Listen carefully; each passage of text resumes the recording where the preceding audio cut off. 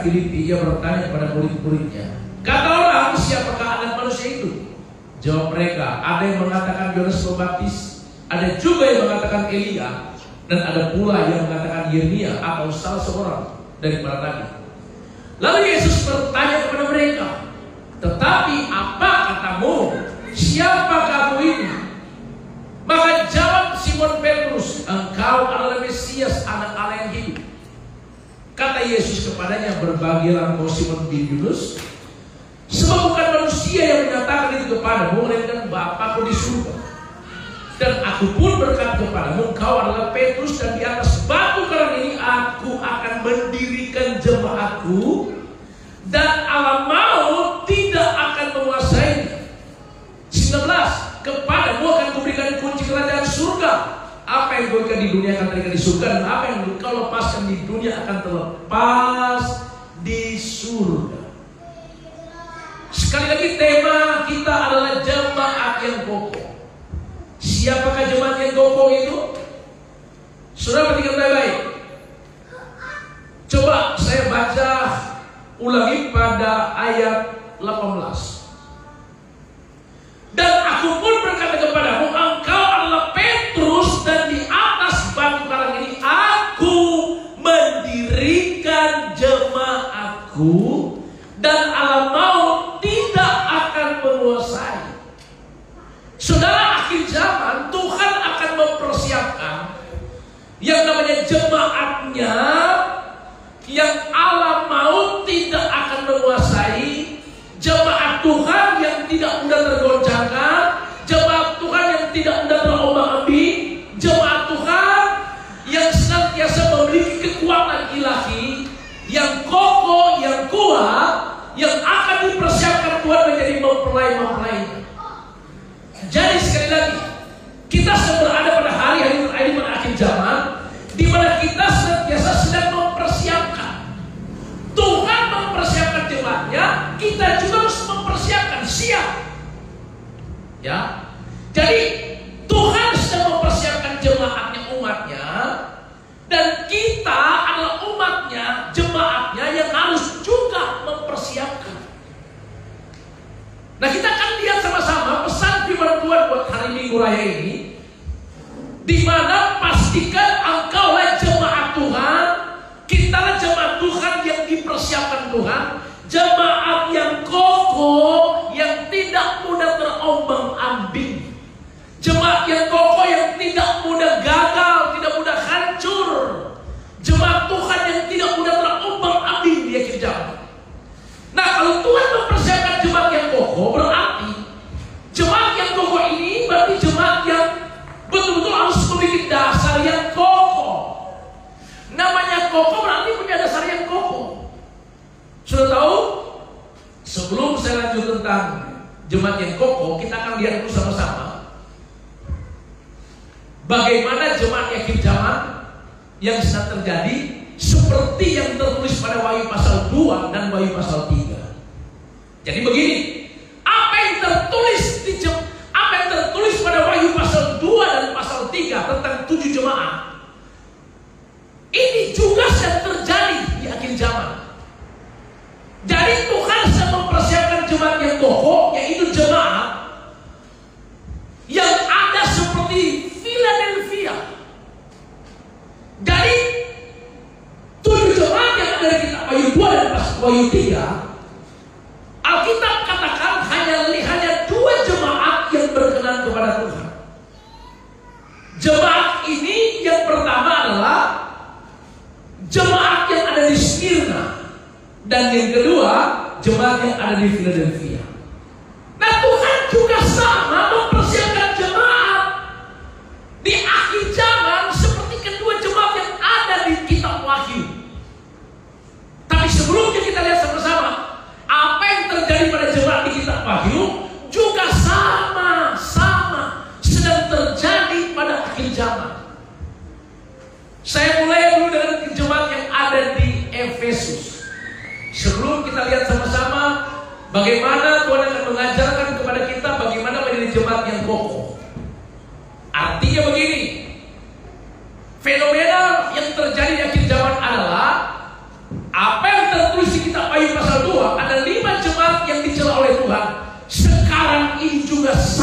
sedang terjadi. Sama persis akhir zaman, sama persis 5 jemaat ini di akhir zaman yang dicela oleh Tuhan. Saya mulai dulu dengan jemaat yang pertama. Siapakah jemaat yang dicela oleh Tuhan?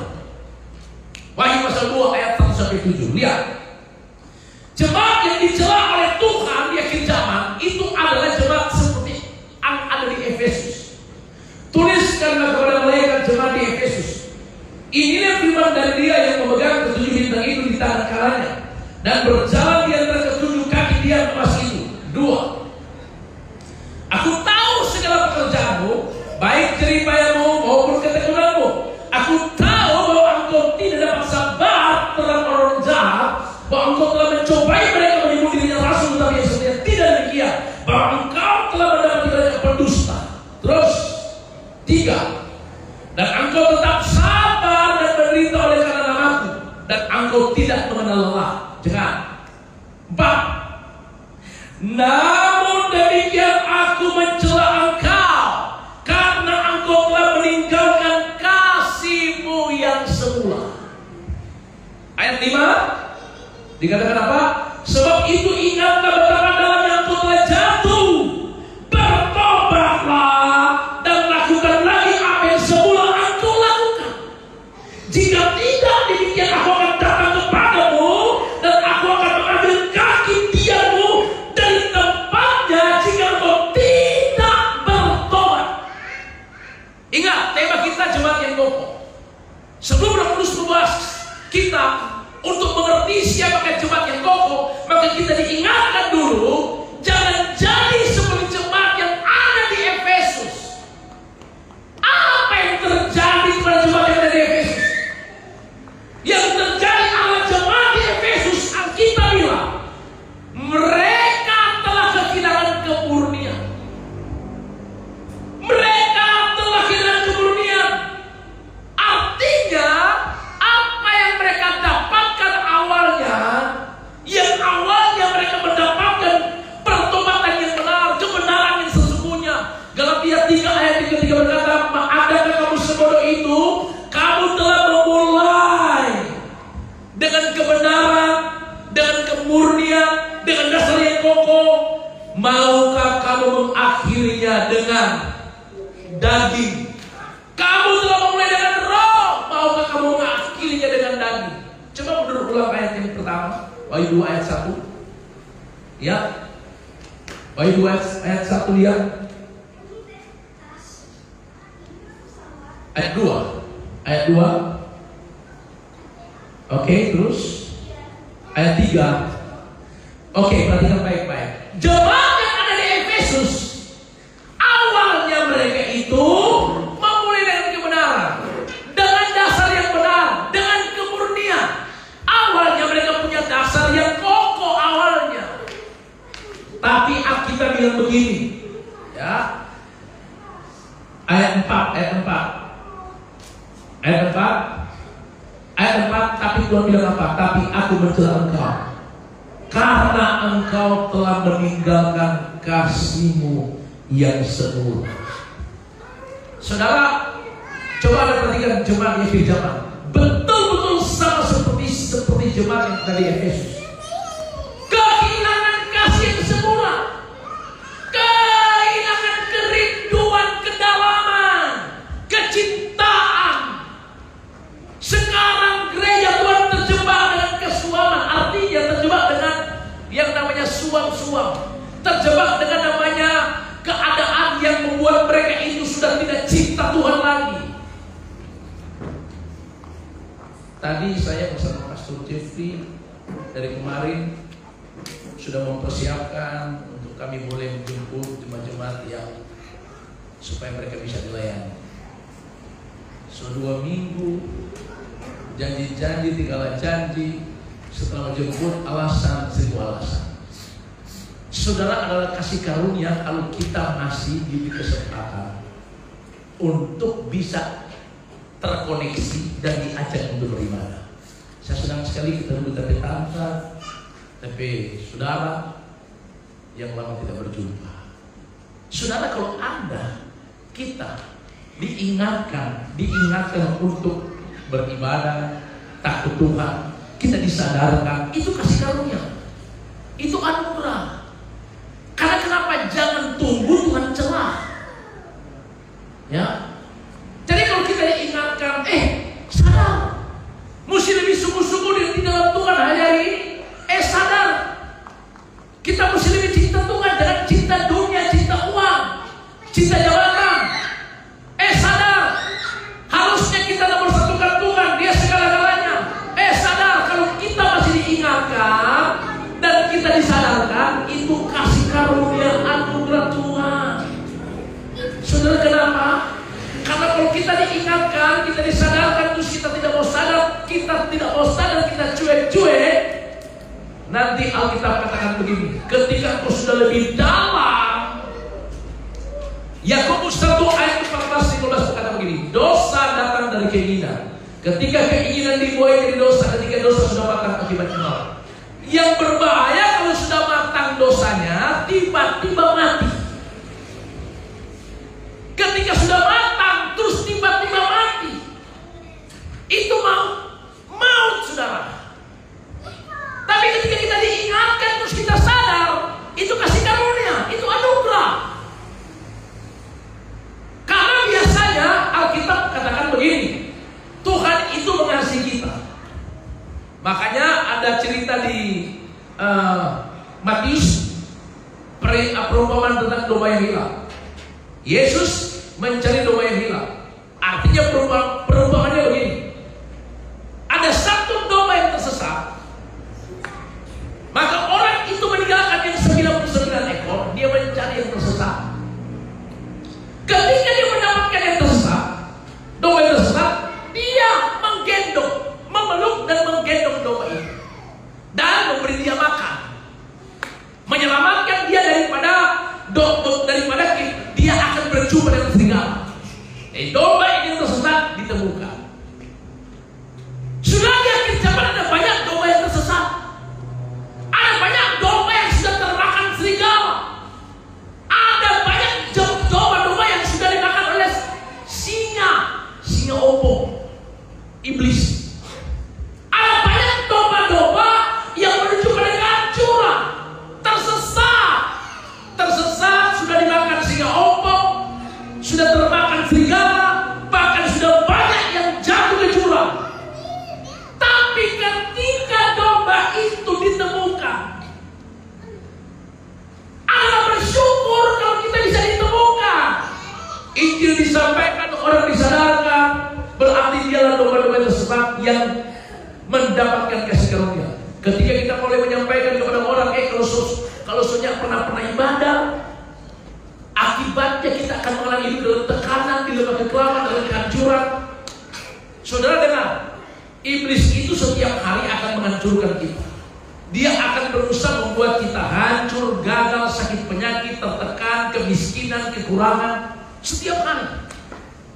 Nah, untuk keluar daripada tekanan, ikatan, untuk kita bebas atau untuk kita tidak sesat, berarti kita harus datang, harus mencari siapakah yang harus menyelamatkan kita. Sudah pasti Bapa kita di surga, Dia gembala yang setia.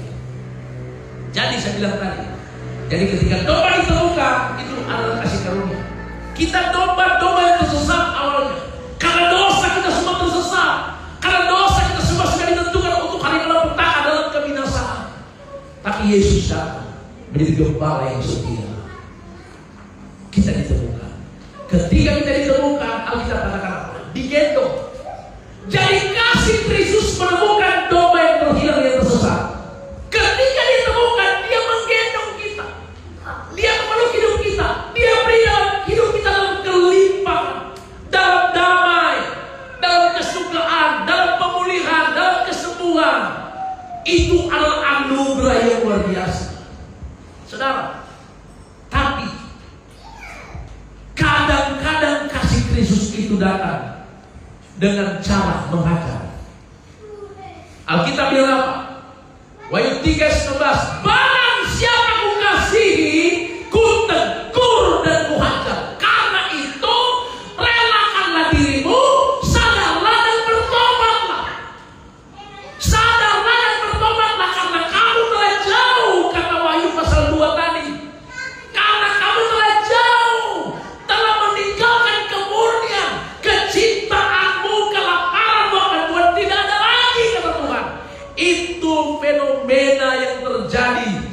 besar pada jemaat di Efesus. Saudara, karena itu kita diingatkan, kembalilah kepada dasar panggilanmu. Sadarlah, temukan jati dirimu, temukan status hidup kita, supaya kita tidak menjadi anak-anak Tuhan yang tiap kali cuma ada di lembaga kelaman, dan tiap kali cuma ada pada tekanan hidup, sakit, penyakit, kekurangan dan kemiskinan. Tuhan mau kita bangkit. Tuhan Yesus mau kita kuat, berhasil kita mencapai tujuan. Dia mau kita jadi jemaat-jemaat Tuhan yang tidak mudah goyah, tetapi jemaat yang kokoh, yang anak mau tidak dapat mengampiri. Disebut tangan itu yang begitu. Jadi yang pertama, jangan jadi seperti jemaat yang ada di Efesus, yang telah meninggalkan kasih yang semula, membuat mereka telah kehilangan kemurnian. Sudah tahu apa arti murni? Murni itu artinya tidak bercampur unsur lain. Murni itu artinya masih bersifat polos. Murni itu artinya belum tercemar. Itu murni. Akhir zaman gereja kehilangan kemurnian. Nah, kalau sudah kehilangan kemurnian, berarti sudah mulai bercampur unsur lain. Unsur lain. Berarti kalau sudah kehilangan kemurnian, berarti dia tidak punya sifat kepolosan lagi, seperti anak kecil yang punya sifat kepolosan. Anak kecil itu kenapa kita katakan kalau engkau tidak, Yesus berkata kalau engkau tidak menjadi seperti anak kecil ini, engkau tidak bisa masuk ke dalam surga.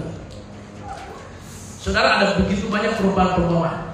Kalau tidak menjadi seperti anak kecil ini, kau tidak bisa masuk surga. Kalau kau tidak lahir baru, tidak mungkin masuk surga. Saya saudara tahu dikritik habis-habisan,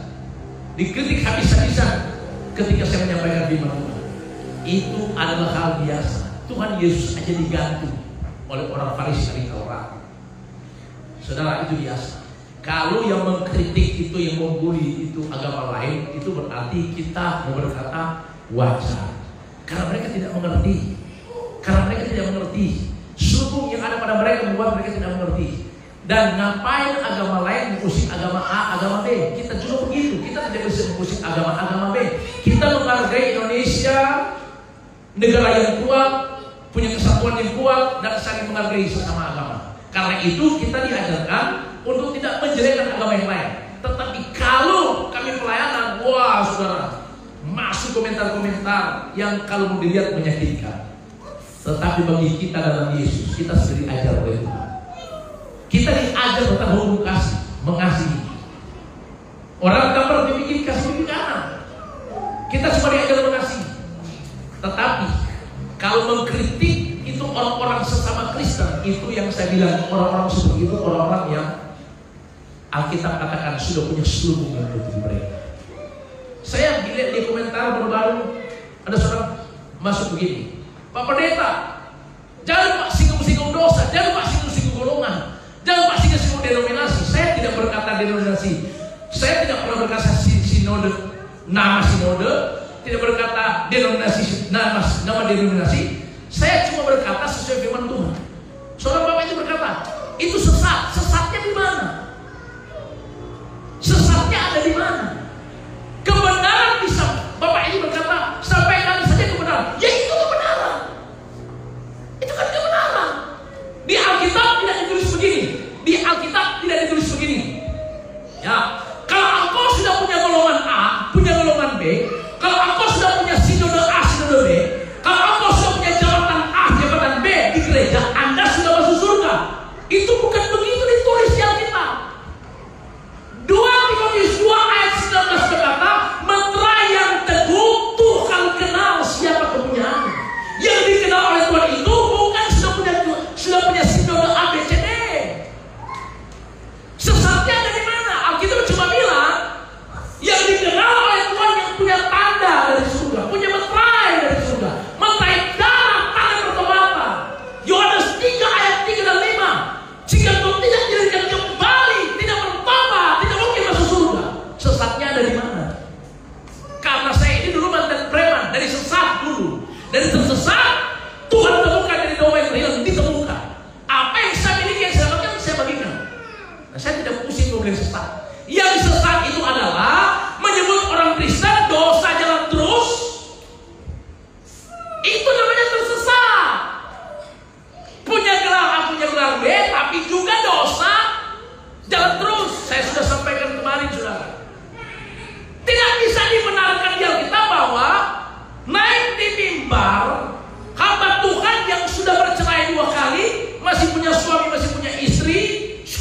kebenaran yang orang di dalam Yesus. Itu dalam Yesus artinya mereka masuk dalam perkawinan yang sakral. Dua Kristen dikawinkan dalam meterai kenyataan darah air dan roh dalam pertobatan yang benar, terus kawin, terus mereka bisa. Itu tidak bisa dibenarkan.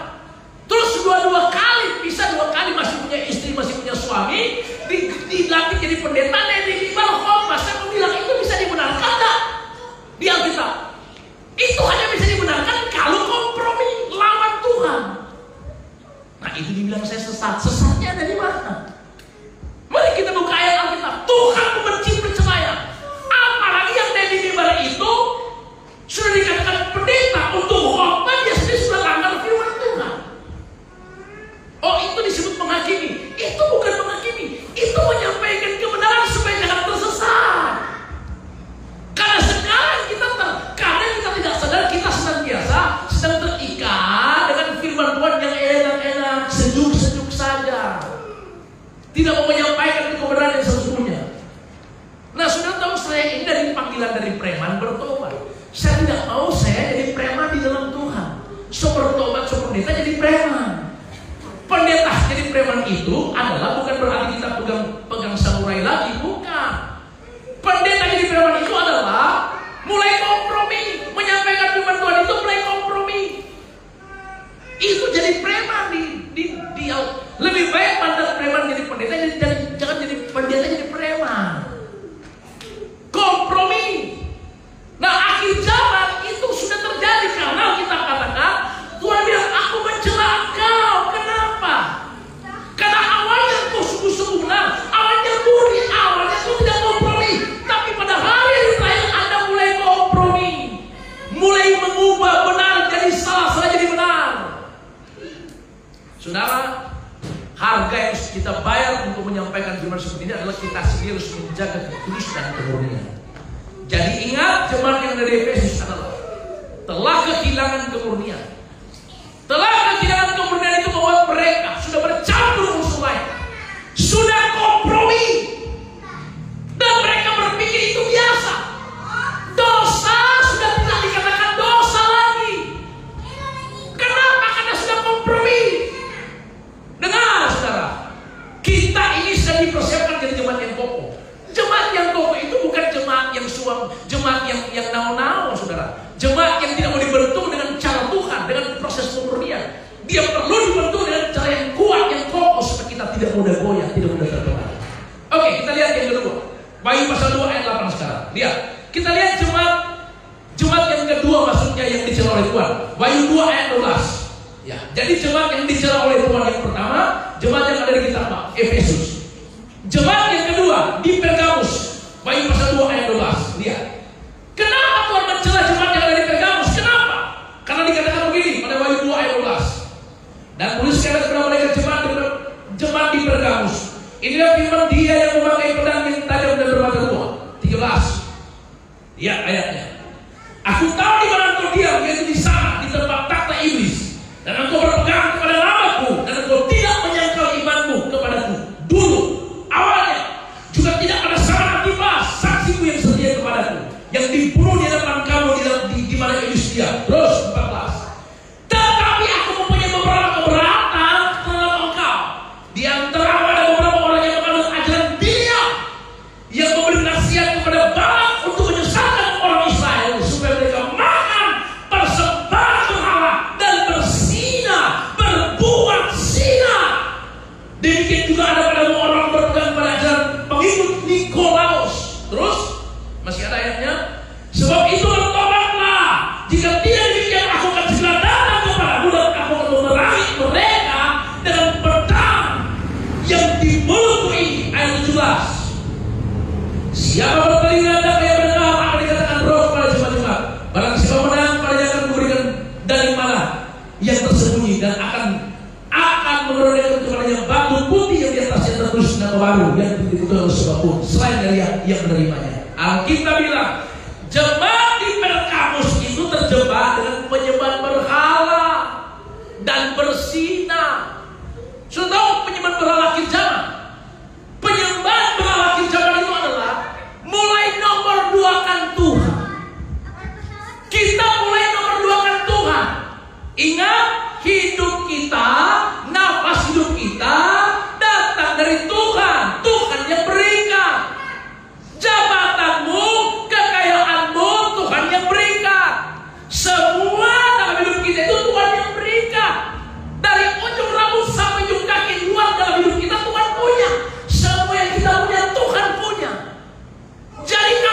itu kita ini harus memberikan kepada Tuhan, kepada Yesus Tuhan, segala pujian, syukur, kemuliaan hanya bagi Dia. Apa yang Tuhan meminta kita berikan. Tapi sekarang kekristenan banyak yang dicela oleh Tuhan. Kenapa?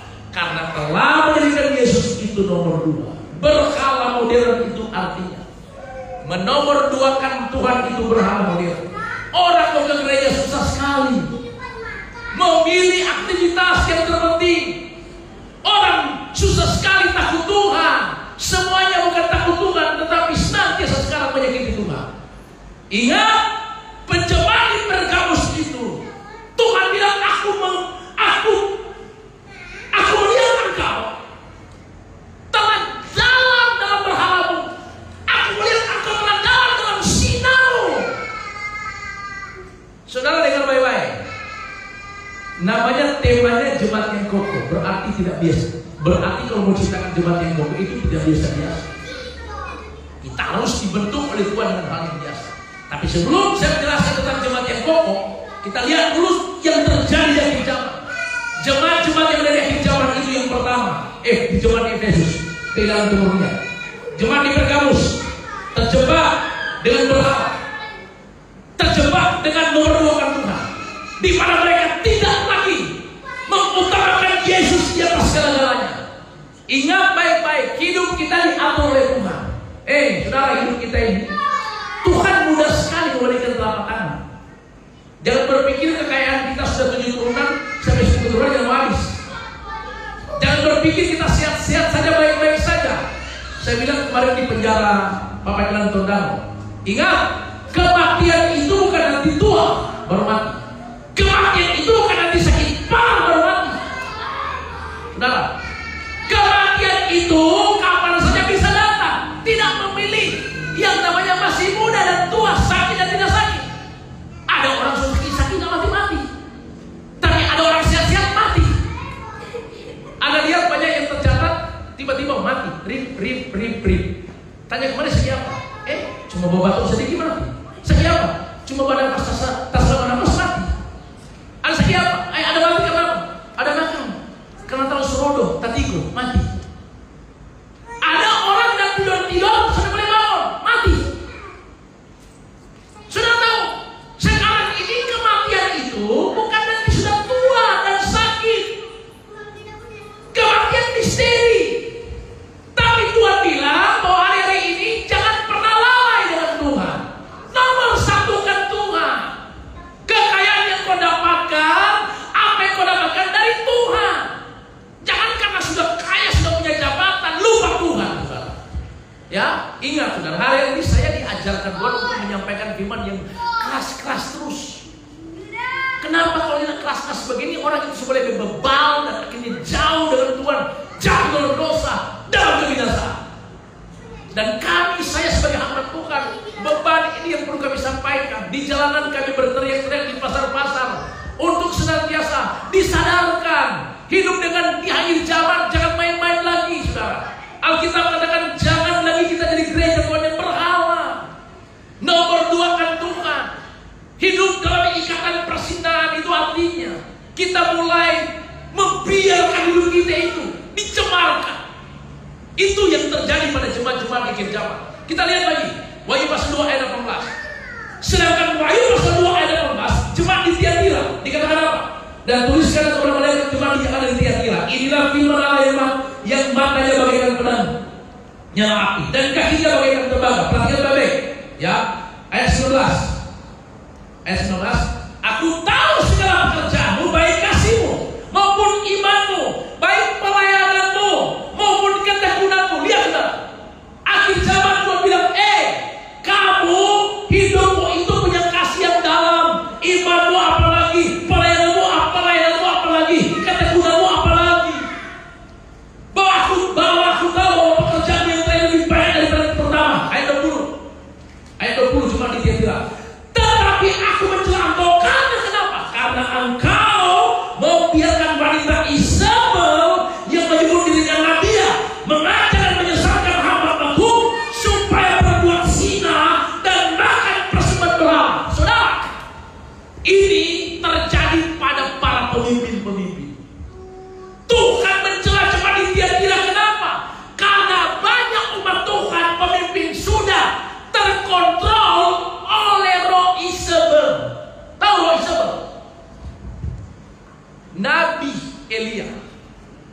Saudara tahu Nabi Elia?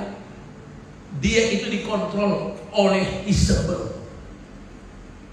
Nabi Elia itu, saudara tahu, pernah ketakutan karena akan dibunuh.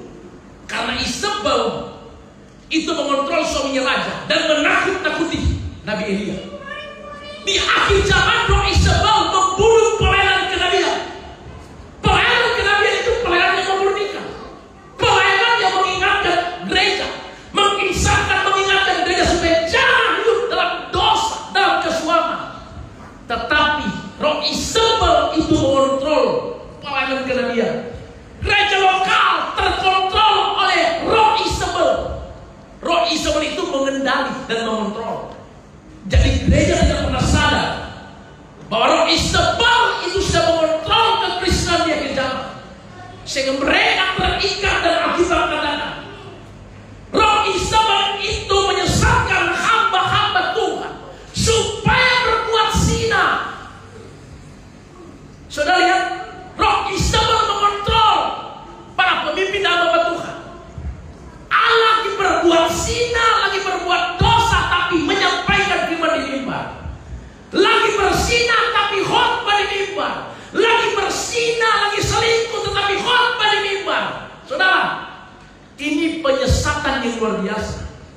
Ya, Anda bisa bayangkan orang akan berkata sama pendeta, cuma Tuhan yang tahu siapa yang berzina. Iya betul, cuma Tuhan yang tahu. Tapi Alkitab ini bilang ada banyak orang terikat dengan roh Isabel. Dan ini di akhir zaman sedang menyesatkan. Anda bisa bayangkan kalau pemimpin di hamba Tuhan itu senantiasa sedang berzina, dia menyampaikan firman Tuhan itu sebar, semua orang kena dengan roh zina. Semua orang kena dengan roh najis. Ini perlu dibersihkan. Siapa yang membersihkan? Firman Tuhan, kebenaran yang membersihkan. Siapa yang bisa menyampaikan? Ya, yang menyampaikan itu adalah orang-orang yang diutus Tuhan untuk memberitahukan supaya jangan kita terkendali dengan roh Isabel. Kita bebas hidup kita, saudara. Ini akhir zaman, jadi jangan main-main di akhir zaman. Kalau kita tidak menjadi gereja yang kokoh, yang tidak mudah goyah, kita akan terikat dengan namanya penyesatan akhir zaman. Oke, kita lihat lagi. Sekarang kita lihat sama-sama. Ya, yang keempat, yang kelima, jemaat yang dicela oleh Tuhan. Jemaat yang kelima, Wahyu 3 ayat 1. Lihat, jemaat yang ada di Sardis. Jadi yang dicela oleh Tuhan adalah jemaat yang ada di Efesus, kehilangan kemurnian. Kedua, jemaat yang ada di Pergamus, hidup dalam penyembahan berhala. Yang ketiga, jemaat di Tiatira, terkontrol dengan roh Isabel. Keempat, jemaat yang ada di Sardis. Kita lihat sama-sama. Apa yang terjadi di sana? Wahyu 3 ayat 1. Tuliskan kepada mereka jemaat yang ada di Sardis. Inilah firman Dia yang memiliki ketujuh roh Allah dan ketujuh bintang itu. Aku tahu segala pekerjaanmu, engkau dikatakan hidup, padahal aku mati. 2. Bangunlah dan kuatkanlah apa yang masih tinggal yang sudah hampir mati, sebab tidak satu pun dari pekerjaanmu aku dapat disempurnakan di hadapan Allah. Terus 3. Karena itu ingatlah bagaimana engkau telah menerima dan mendengarnya. Turutilah itu dan bertobatlah, karena jika engkau tidak berjaga-jaga, aku akan datang seperti pencuri dan engkau tidak tahu pada waktu manakah aku tiba-tiba datang kepadamu. Jemaat di Sardis itu adalah telah mengalami kematian rohani, menganggap diri rohani seperti kubur, hanya di luarnya kelihatan elok. Kubur itu, apalagi kubur orang kaya, itu biasanya dibikin di luarnya wow, pernik-perniknya, keramik-keramiknya, kuburnya bagus, tapi di dalamnya langka. Di akhir zaman kekristenan mengalami banyak kematian rohani. Kelihatan wow di luar tapi langka, kosong, saudara. Kosong. Jadi Alkitab katakan, Tuhan ingatkan, sepertinya rohani, tapi sudah mati, sudah langka, tidak ada isi. Alkitab katakan 1 Korintus 4 ayat 20, kerajaan Allah bukan bicara perkataan tapi kuasa. Kita di akhir zaman, Tuhan akan membawa pada pergerakan yang besar.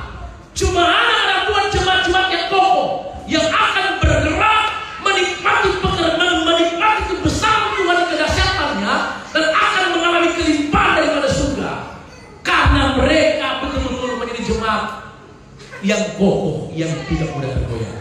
Nah, sekarang kita lihat sama-sama. Siapakah itu jemaat yang kokoh di akhir zaman? Seperti yang tertulis di Philadelphia.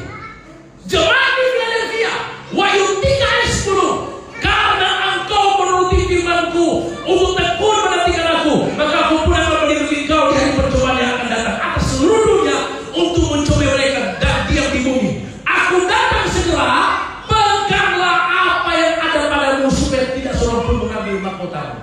Jemaat yang kokoh adalah jemaat yang memiliki kehidupan seperti pengakuan Petrus pada Matius pasal 16. Yesus berkata kepada di atas batu karang ini aku akan dirikan jemaatku yang Allah mau tidak bisa mengambil. Jemaat yang kokoh itu jemaat seperti ada di Philadelphia. Mereka tetap taat pada firman. Mereka tetap berpegang teguh pada firman. Artinya yang ditulis di Alkitab, di firman itu mereka pegang. Dimulai dari mana? Dimulai daripada hidup kita, pengakuan hidup kita setiap hari. Dari pengakuan Petrus, Tuhan disatakan, dari pengakuanmu Petrus, aku dirikan jemaatku. Dan Allah mau tidak bisa mengampuni. Jadi jemaat yang kokoh itu adalah jemaat di mana Tuhan buka rahasia surga. Alkitab bilang begini, Petrus, bukan karena kepintaranmu, bukan karena kau sudah lama menjabat gereja, bukan kau sudah lama di Kristen sampai engkau bisa mengerti dan tahu siapa aku. Tapi Yesus berkata, tetapi Bapakku di surga telah membukakan rahasia kepadamu. Jemaat yang kokoh adalah jemaat yang ketika Tuhan buka rahasia surga. Coba lihat ayat 17 pada Matius 16. Kata Yesus kepadanya, berbagilah engkau sebab dilulus, sebab bukan manusia, bukan hikmatmu, bukan kepintaranmu yang membuat aku tahu siapa aku ini, kata Yesus, tetapi Bapakku di surga yang membukakan rahasia surga bagimu. Matius 13 ayat 11 berkata, kepada yang lain Yesus berikan perumpamaan, tetapi kepadamu aku buka rahasia surga. Saudara, akhir zaman Tuhan tidak bisa buka rahasia surga kepada orang-orang yang sombong angkuh. Tuhan tidak bisa buka rahasia surga kepada orang-orang yang masih berkata, aku lebih tahu, aku lebih mampu. Tuhan yang bisa buka rahasia surga kepada orang yang punya filsafat yang kosong, yang sombong dan angkuh. Tapi Tuhan buka rahasia surga kepada orang-orang yang hari-hari terakhir mereka tetap setia, tetap taat. Ketika mereka menghadapi persoalan hidup, mereka tidak mau kompromi, mereka tidak suam-suam kuku, mereka tidak menjadi Kristen yang mati, tapi kekristenan yang senantiasa punya kecintaan dan kerinduan, dan setiap hari mereka punya kesadaran bahwa mereka tidak bisa hidup tanpa Yesus. Karena itulah apapun yang mereka sudah dapatkan, kekayaan, jabatan, tapi mereka sadar semua itu datang daripada Tuhan. Karena itu mereka punya kesadaran hidup bahwa aku tahu aku tidak bisa berbuat apa-apa tanpa Tuhan. Saudara, orang seperti inilah yang akan Tuhan buka rahasia surga. Ketika Tuhan buka rahasia surga, kau akan tinggal di bumi sama seperti di surga. Jadi hari ini saya memberitahu siapa jadi jemaat yang kokoh. Jemaat yang kokoh adalah ketika Tuhan membuka rahasia surga. Bapa di surga memberitahukan kepada saudara. Saudara tahu, saya punya pengalaman di dalam roh, di dalam pelayanan, terlebih di dalam berkhotbah. Saya tidak mempersiapkan. Saya cuma tahu temanya jemaat yang kokoh. Tapi saya tidak mempersiapkan rangka-rangka khotbahnya, bagaimana tuh jemaat yang kokoh, tidak. Anda kan mungkin berkata, Pak Pendeta, berarti Pak Pendeta tidak belajar ilmu homiletik, ilmu berkhotbah. Ingat, kita ini cuma penyambung lidah Tuhan. Yang penting yang harus kita persiapkan adalah hidup kita. Jaga kekudusan dalam kebenaran, bayar harga, tetap turut di kaki Tuhan, tetap berkat total pada Roh Kudus. Sama hidup kita harus seperti itu. Kita tidak bisa kuat menghadapi tipuan setan akhir zaman. Kita tidak bisa kuat menghadapi dunia ini di akhir zaman yang penuh misteri. Kita tidak bisa mampu menghadapi persoalan-masalah hidup tiap hari. Dan kita tidak mampu menghadapi masa rumah kamu yang sudah begitu pelit, tidak bisa menghadapi lagi masalah anak-anakmu, keadaan keluargamu, ekonomimu yang bolak-balik. Biasanya yang kita hadapi, yang kita katakan adalah, ya kita sudah mampu menghadapi semua ini. Kita sudah mampu menghadapi tapi suami, tapi istri, tapi anak-anak, tapi keadaan hidup ini subah. Saudara dengar baik-baik. Itu bagi kita yang tidak terhubung lagi, yang Tuhan yang bisa buka rahasia surga. Biasanya perkataan-perkataan kita itu selalu berkata, tidak mampu lagi, sudah gagal, sudah hancur. Dengarkan pesan firman Tuhan hari ini. Kita masih punya Yesus yang luar biasa. Kita masih punya Tuhan yang dahsyat dan luar biasa, yang terlalu mampu, sanggup untuk memulihkan keadaan kita. Ketika Dia buka rahasia surga, Alkitab katakan Tuhan akan memulihkan keadaanmu, keadaan ekonomimu, keadaan rumah tanggamu, keadaan anak-anakmu. Dia akan bukakan, karena Dia Tuhan berkuasa di bumi dan surga. Bagi Dia tidak ada perkara yang mustahil. Yesus kalau mampu mengubah, karena Dia Tuhan yang berkuasa melakukan mujizat buat kita. Ketika Tuhan buka rahasia surga, Tuhan akan melihat kehidupanmu akan jadi berbeda, masa depanmu akan mudah, keadaan rumah tanggamu, ekonomimu, ataupun kalau aku berkata Pak Pendeta, kita pesaki ini semesti minum obat sampai mati, kita pesaki ini sakit keturunan. Dengar, dalam Yesus Dia bisa mengubah segala-galanya, dan Dia berkuasa, mujizatnya nyata, kuasanya masih nyata, kasihnya masih nyata, rencananya masih nyata sampai hari ini. Karena itu hari ini pastikan engkau jemaat yang kokoh. Ketika Tuhan membuka rahasia surga hari ini, saudara, rahasia surga dibukakan buat saudara dan saya. Anda akan jadi jemaat yang tidak mudah tergoncangkan. Beri tepuk tangan yang dia beri. Jemaat yang kokoh akan Tuhan buka rahasia surga dan diberikan kunci kerajaan. Kunci kerajaan ini akan kita miliki, sehingga Anda akan membukakan pintu-pintu. Ada 3 kunci dalam kerajaan surga. Kunci yang pertama kebenaran. Roma 14 ayat 17 kata, sebab kerajaan Allah bukan bicara makanan minuman, tapi soal kebenaran. Kunci pertama di dalam hidup kita adalah kebenaran. Kebenaran yang kau dapatkan bisa membukakan pintu-pintu kemerdekaan, pintu kebebasan, pintu kelepasan. Kunci kedua adalah damai sejahtera, yang bisa membukakan pintu-pintu kesukaan, ketenangan, sukacita. Kunci ketiga, 1 Korintus 4 ayat 20, kerajaan Allah bukan berbicara makanan, berperkataan, tapi kuasa. Kuasa Tuhan, kunci yang ada pada saudara, bisa membukakan pintu mujizat. Kuasa Tuhan yang ada pada kita membuat Anda punya terobosan yang besar, dan Anda akan melihat perkara-perkara besar akan Tuhan nyatakan buat kita. Hari ini jadilah jemaat yang kokoh, yang tidak mudah tergoncangkan. Jadi jemaat Tuhan yang diberikan kunci kerajaan Allah, sehingga Allah mau tidak mudah menguasai, tidak mudah mempengaruhi kita. Saudara, di akhir zaman hanya jemaat yang kokoh inilah yang dipersiapkan Tuhan jadi mempelai Kristus, yang akan diangkat Tuhan pada saat trompet berbunyi. Jadi kesimpulannya adalah jemaat yang kokoh miliki kecintaan dan kelaparan akan Tuhan. Akui Tuhan kita Yesus Kristus dalam segala. Ditutup dengan Amsal 3 ayat 5. Amsal 3 ayat yang kelima. Lihat. Amsal 3 ayat yang kelima. Amsal 3 dikatakan begini ayat yang kelima. Amsal 3. Percayalah kepada Tuhan dengan segala hatimu, dan jangan bersandar kepada pengertianmu sendiri. Ayat 6. Akuilah Dia dalam segala waktumu, maka Ia akan meluruskan jalanmu. Ayat 7. Ayat 7.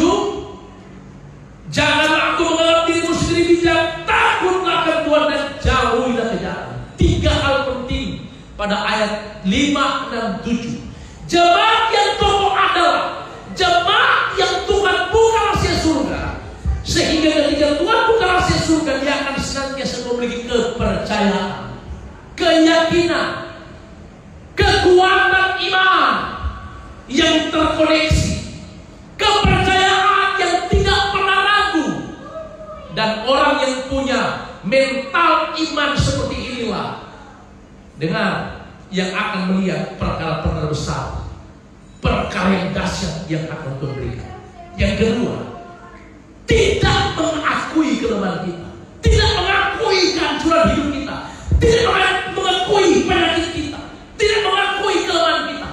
Tapi yang kita akui Tuhan yang besar dan luar biasa. Jadi mulai hari ini jangan pernah mengakui keadaanmu hancur, keadaanmu parah. Jangan pernah mengakui sakitmu tidak akan disembuhkan. Jangan pernah mengakui keadaanku adalah keadaan yang sudah hancur. Tapi hari ini akuilah Tuhan kita. Dia dahsyat dan luar biasa menyertai kita. Dia berjalan bersama dengan kita, ada di depan kita, menerangkan bulu-bulu, memecahkan pintu-pintu terbang, memecahkan palang-palang besi, supaya kita mengatakan kau tahu akulah Tuhan yang akan berjalan memberikan kebenaran buat kita. Jangan surat yang kokoh yang tidak mudah tergoyahkan. Tuhan Yesus memberkati. Beri tepuk tangan yang beri bagi Tuhan. Haleluya. Di akhir khotbah ini saudara, saya akan berdoa di Roh Kudus untuk doakan doa mujizat saudara. Doa mujizat kesembuhan. Jadi yang ada di program saat ini, yang menyaksikan program ini, jika Anda sedang mengalami keadaan yang sakit, yang mungkin hari-hari ini sampai sudah beberapa bulan ini belum ada kesembuhan, bahkan mungkin sakitmu sudah bertahun-tahun, dengar baik-baik, mujizat Tuhan akan terjadi. Mujizat Tuhan akan dinyatakan. Dan bagi jemaat-jemaat yang ada di Wedding ada Mandiri juga yang ada di Stok Jakarta, jika Anda punya pergumulan, saudara-saudaramu, anak-anakmu, suami istrimu yang sedang sakit, yang belum sempat datang di ibadah, mari kita berdoa.